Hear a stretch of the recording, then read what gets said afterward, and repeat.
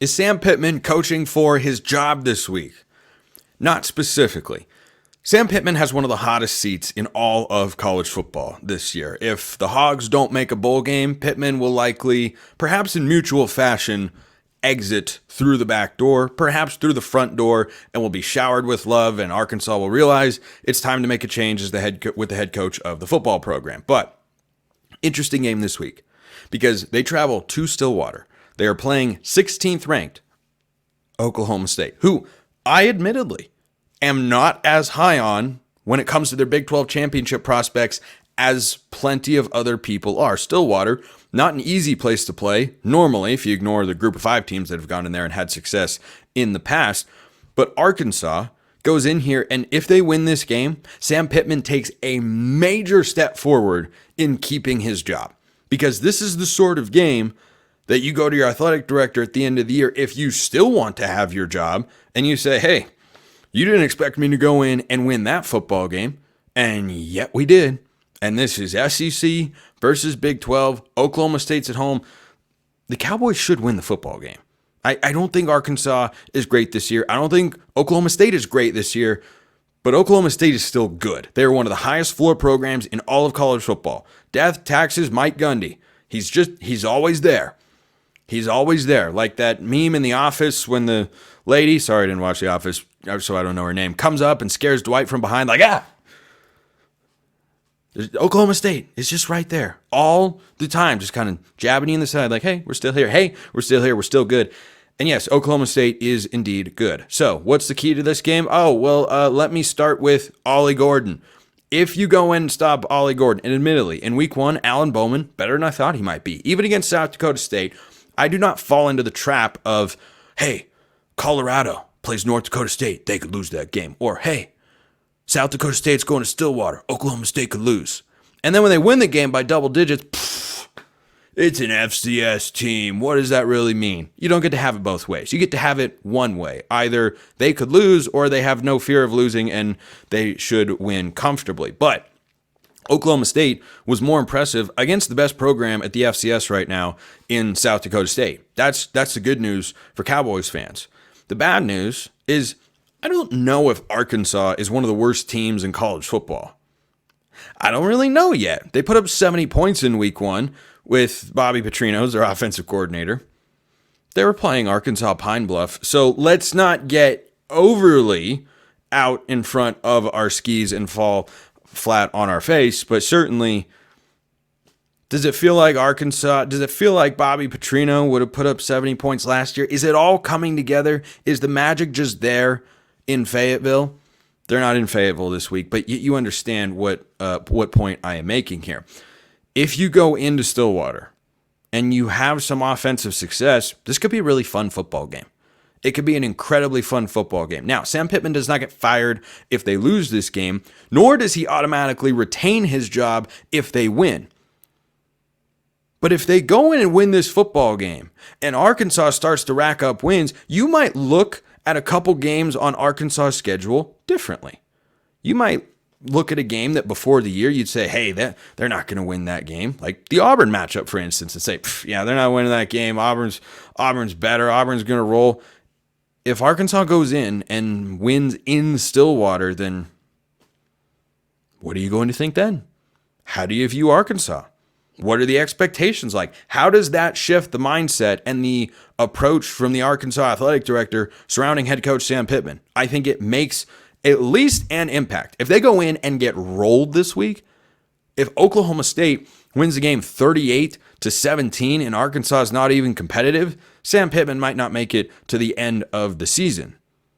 But if they go in and they are competitive and they lose, all right, then the hot seat doesn't get even hotter per se, but it could go from like a 9.5 down maybe to a 7 if they go in and win. It could even go down to a 6. But right now, Sam Pittman's hot seat meter, about 9.5. One of the hottest seats in all of college football. So I'm most interested to see that particular game.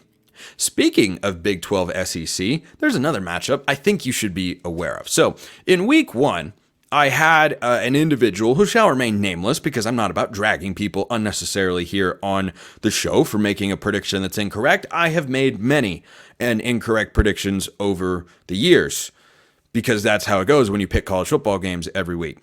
Last week, someone said that Wyoming was going to go into Tempe and pull the upset of Arizona State. That game was over at the half.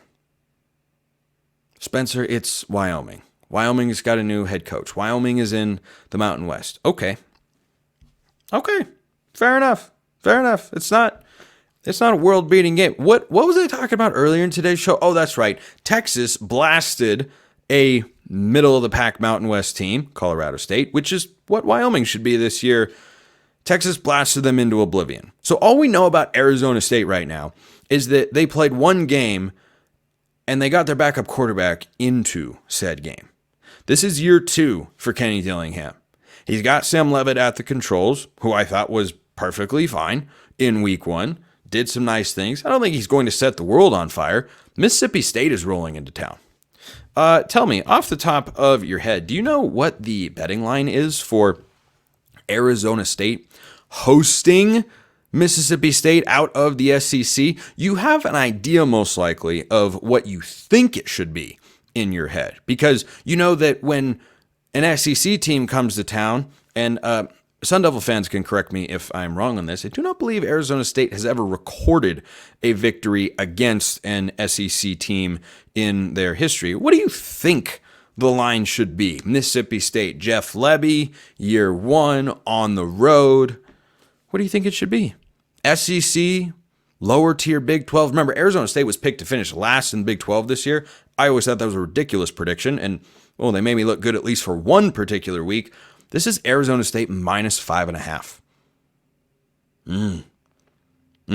Kenny Dillingham might be doing the right things down there in Tempe. Just might.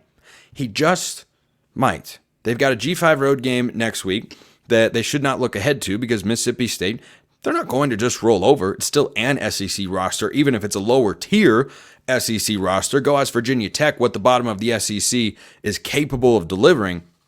But Arizona State at home, year 2 for that staff. Brian Ward, the defensive coordinator, I think is one of the most underrated coordinators in all of college football. He came from Washington State, where he's on staff with Jake Dickert, whose game I'm going to talk about later in today's show. I like Arizona State in this spot. I liked him before the year. I think the Sun Devils are going to enter Big 12 play at 3-0. From there, it's going to get much more difficult. But this game is an opportunity for Kenny Dillingham to activate the Valley, dare I say, because the expectations are not very high. And they went 3-9 last year. It's back-to-back 3-9 seasons for this program. Arizona State could have that many wins before they play a single conference game this year. That would be an accomplishment in and of itself. But he would put the city on notice. He would put the Big 12 on notice if he goes out and wins this football game. I think he's going to. Arizona State's favored by 5.5. I think they win. I think they covered that number as well. Sun Devils 27, Bulldogs 20. Final answer, Regis Philbin. I hope some people out there understand that reference because that is one of the OG great game shows. Nothing beats Jeopardy, of course, but Arizona State, watch for that defense, see how the offense performs against the Bulldogs. This is kind of a prove it time. I know it's not a top tier SEC team, but if Arizona State goes out and wins that game, Big 12 might want to poke their heads out like a gopher in Caddyshack, and, well, maybe not if the Dynamite's coming around, of course, but they might want to poke their heads out and go, what's Arizona State doing? Do we need to worry? Is that a problem? Maybe, just maybe.